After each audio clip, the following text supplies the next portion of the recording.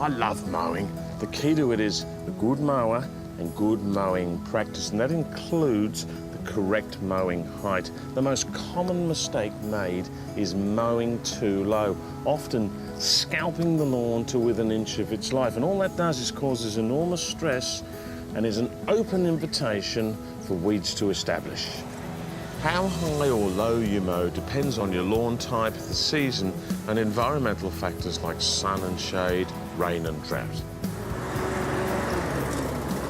As a rough guide, fine-leaf grasses like couch and zoysia can be kept shorter than broader-leaf buffaloes and kikuyus, and all varieties should be longer in winter. For example, couch and zoysia are about 15 mil in summer, 30 in winter. Buffalo and kikuyu about 30 to 40 mil in summer, 60, maybe 70 in winter. So in mid-late autumn, start raising the mowing height. This is easily done with the deck height adjustment lever on the side of the mower here.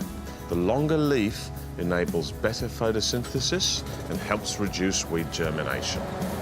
The best varieties for shade areas are shade-tolerant softleaf buffaloes, but these need to be kept longer in shade for better photosynthesis. In the tropics, broadleaf carpet grass does well in shade too. In dry periods, keeping your lawn on the longer side reduces stress and shades the soil, reducing water loss through evaporation.